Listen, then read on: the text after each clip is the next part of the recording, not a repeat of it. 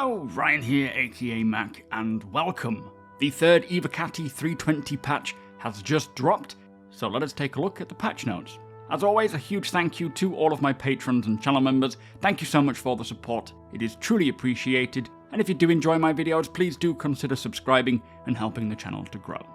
So yesterday, a new 3.20 Evocati patch was released, and this was a persistent universe patch. However, the focus was very much looking at stability, with the testing focus stating this patch was to be hyper-focused on stability for the persistent universe. It will likely be a limited playtest for the evening, not to collect data on the features, and requesting the Evocati to set their spawn location to Orison and not anywhere else. Now, they do have a certain amount of 3.20 features in the build already, however they state that they're not collecting any feedback on these at this time, but these features include Seraphim Station, the Auto Cargo Transfer and New Cargo Packing System, the Mist Hull C, new salvaging missions, and the Wheeled Vehicle Handling improvements. So what is going on with Alpha 3.20, as this was only supposed to be technically the Arena Commander patch, and shouldn't require such a lot of focus testing if that was the case. Now, my thoughts here, and this is just speculation as we don't have any official word yet, but I feel that they are either going to leave 3.20 on the PTU for the next couple of months until its scheduled release at the end of September, using this time to focus on stability, performance, quality of life updates, getting it to a much better stability level, or maybe they have separated the replication layer, which is the next necessary step to achieving server meshing.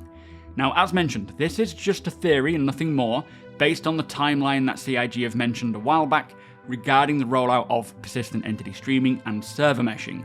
It could explain why we are seeing such focus testing like the 200 player tests, in which all of the players had to sort of travel around together to very specific locations at the same time. Now, if, and I do mean if, CIG are still aiming to release Alpha 4.0, the server meshing Pyro patch, to the PTU for the Evocati only for the end of the year, which was the plan that we last heard, then there is a strong chance that the replication layer separation will happen around Q3. As usual, we'll have to wait to find out, but I do suspect CIG won't mention anything until they have tried it, just in case it doesn't happen or doesn't go smoothly. Again, that is just my thoughts, but let us move on to some other leaked files that hold some very interesting information. First up, we have two new cutter variants that seem to be on their way. We have the Scout and the Expedition. The Scout sounds like it has a radar dish that is deployable, while the Expedition looks like it loses some cargo space for a table and a suit locker. Now, I'm sure we will learn more about these two and their intended roles when they are officially revealed, potentially for the IAE, hopefully a little sooner. But there are also some very interesting new files found in the build, including a series of simple creature combat behaviours being combat idle, monitor target, move with TPS, not sure what TPS is, reaction to hearing a hostile, reactions to seeing a hostile, general reactions, no more targets available, and on damage received. So very exciting to see actual behaviour files for creatures, as this means they will certainly have some creature asset of some sort, and we're likely going to see this at CitizenCon during the keynote. My guess would be maybe a hostile creature interaction in Pyro, attacking the character, but great to see that their behaviours are already rolling out.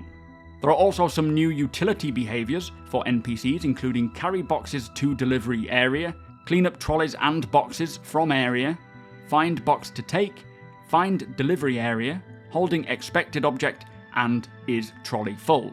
Now, these behaviours will be for NPCs interacting with cargo and usables like the trolleys, assessing the situation at hand and making a decision.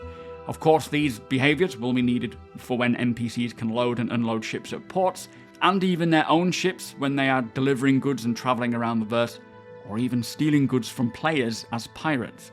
There are also files found for what appears to be visual effects for the Argo SRV and Crusader Spirit. As we know, both of these ships are getting close to completion, with the Spirit A1 intended to release in a 3.20.x patch, and I imagine the C1 likely before that, maybe Intergalactic Aerospace Expo, as I believe both the A1 and C1 are very much on par with completing. Hopefully the same for the Argo SRV, as this ship will be great fun and very useful now that persistent entity streaming is in. And the final 2 leaked files are Titan Suit and Titan Suit Mount. So yet another tease to the existence of the Titan Suit, which I really hope to see at CitizenCon this year, and if they do sell it, I reckon it would fly out the door.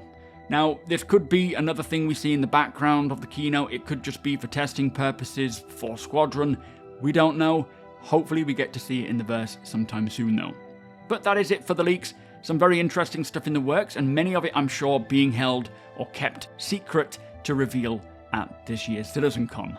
With that said, if you do appreciate my videos, please do consider subscribing. Also, come and hang out over at twitch.tv/supermacbrother. You are all more than welcome over there. Hit the thumbs up if you don't mind, it does the channel a big favour, and tick that notification bell if you would like to be notified when my videos go live.